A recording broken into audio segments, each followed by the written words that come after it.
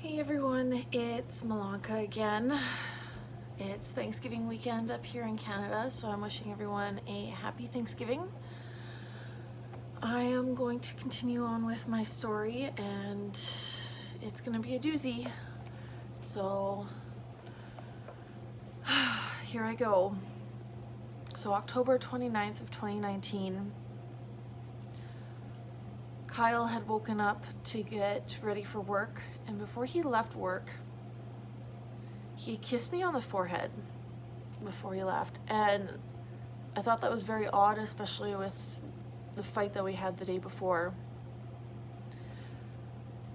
And then throughout the day, all he was focused on was how hurt his parents were with everything that was going on. He wasn't focusing on what was going on between the two of us and the damage that was going on.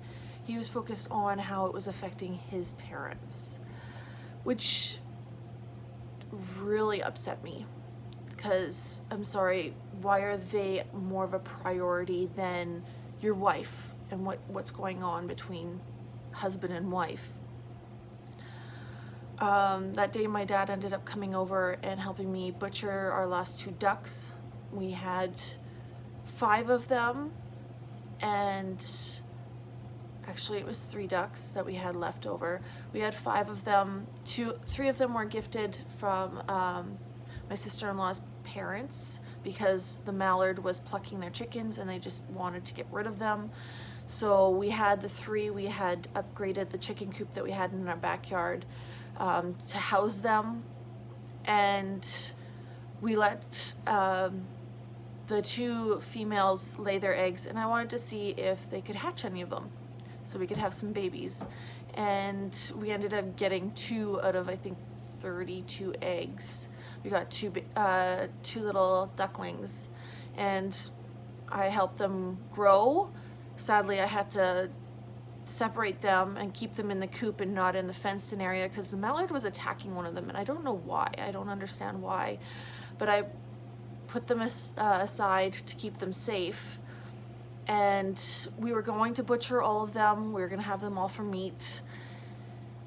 And before that could happen, we had a weasel get into our fenced-in area, and the weasel completely killed and mutilated the mallard, and one of the females ended up getting injured, so we had to kill her, and we butchered those 2 and saved the meat. And I got the other mother into the coop with the babies until the babies were big enough to be butchered. So my dad came over on the 29th to help me butcher all 3 of those ducks.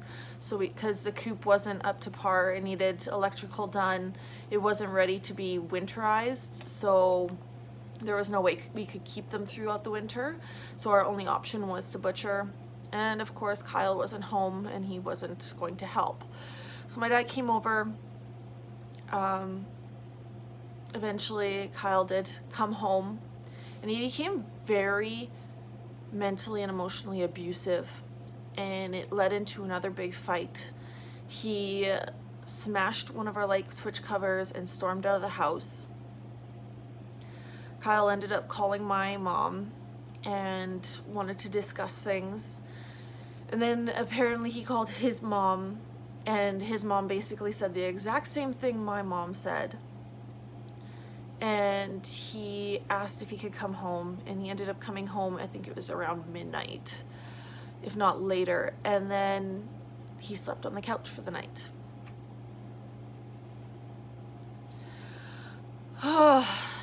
The following day, the kids and I were a part of a Family First program. It's a program that kind of helps parents with development of kids, and then it also helps with education and other things for older children as well.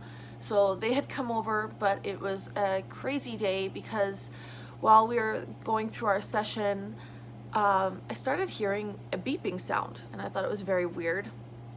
So I ended up following the beeping sound and found out that it was our carbon monoxide detector going off.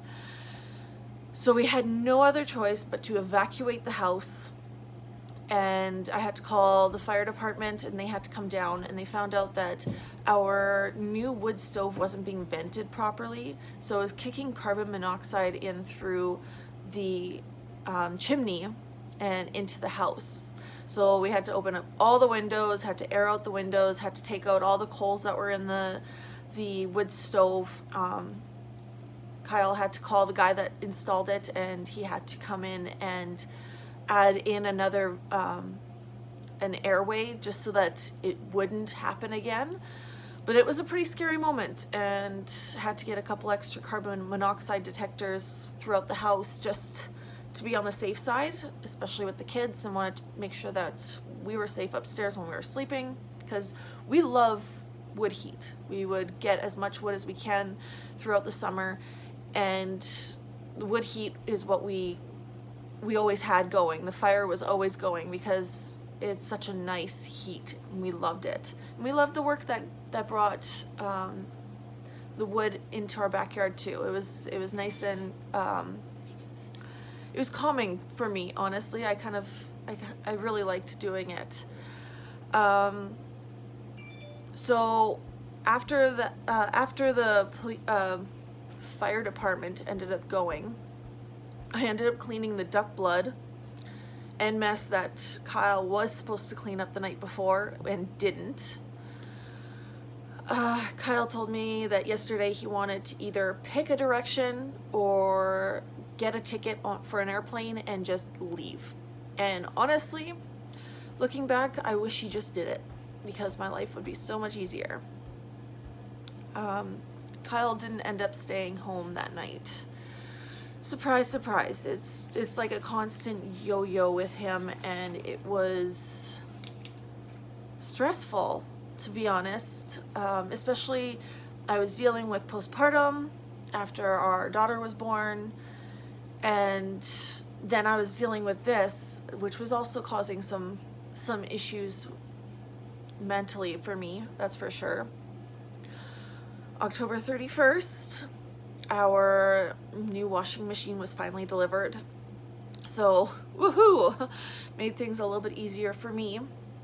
But then when it came to taking our kids trick-or-treating, we were heading into a town, and on the way there, so both of our kids are in the back.